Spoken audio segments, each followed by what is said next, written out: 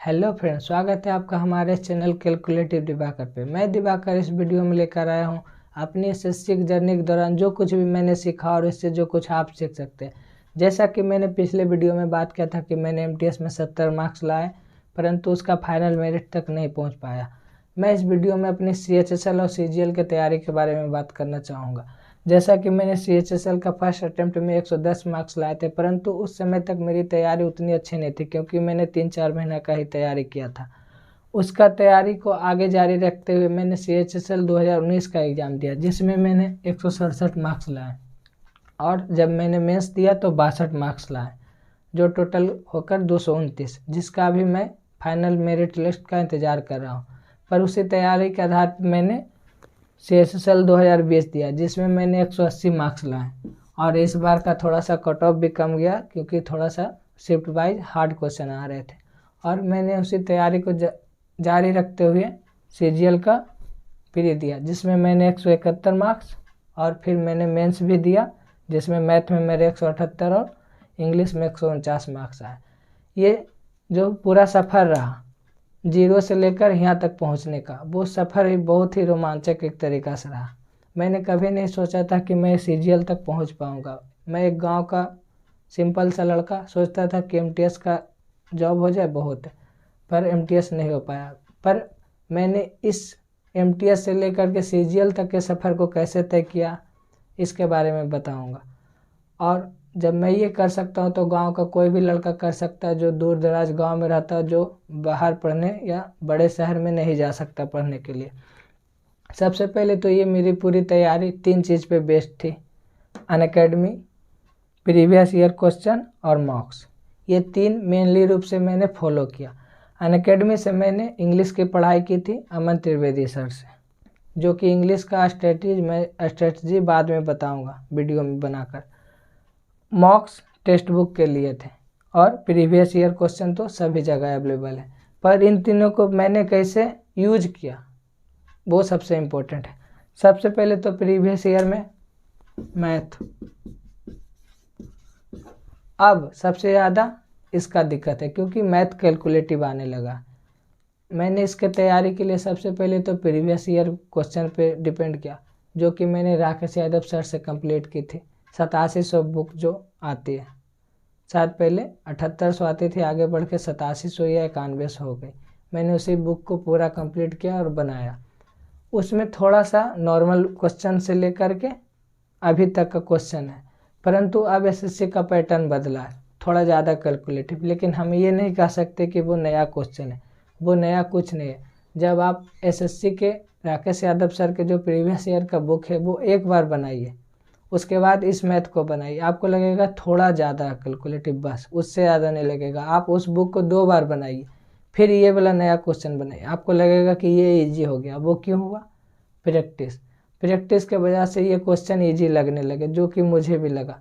सबसे पहले मैंने तो राकेश यादव सर के पूरे बुक को कंप्लीट किया और उसके बाद उसमें जिस टॉपिक में मुझे दिक्कत हुआ दोबारा कंप्लीट किया। इसमें लगभग 4 से 4.5 महीने का वक्त लगा सिर्फ मैथ में, क्योंकि मैं पर डे का 200-250 मैथ बनाया करता था और लगभग 4 महीने लगे मुझे पूरे कंप्लीट करने में।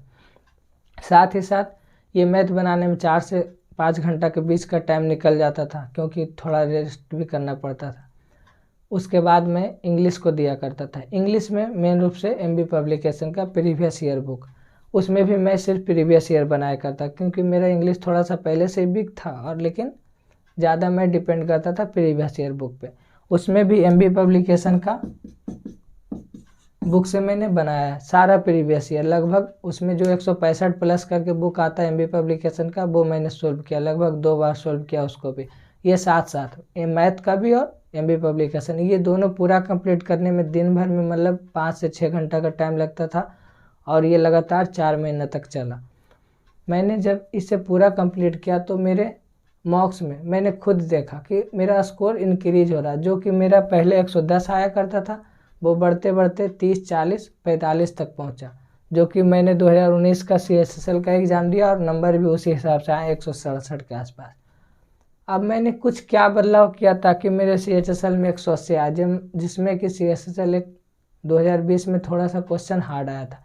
मैंने कुछ नया बदलाव नहीं किया, मैं सिर्फ प्रैक्टिस को बढ़ाया। जो मैथ में बनाता था उसको फिर से बनाया और एक बार बनाया, मेरा स्पीड बढ़ा और कुछ नहीं। मैंने जिस भी सोर्स को फॉलो किया था उसी को आगे फॉलो किया, सिर्फ उसको बार बार किया।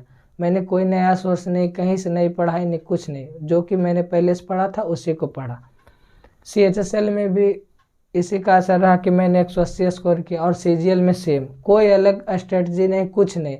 मैं सुना करता था CGL के लिए कैट का बुक लगाओ, ये लगाओ, वो लगाओ, कुछ नहीं। मैंने आज तक कोई भी नया बुक नहीं प्रीवियस के अलावा सॉल्व किया।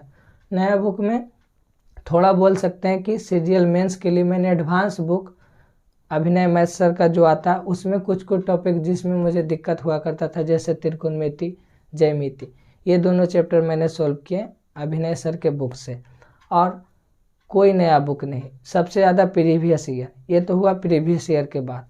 अब प्रीवियस ईयर मैंने ये सब तो बुक से सॉल्व किया था, अब उसको मैंने मॉक्स में भी कैसे सॉल्व किया वो सुनिए। जैसा कि मैंने बताया कि मैंने मॉक्स टेक्स्ट बुक और अड्डा 24/7 से दिया।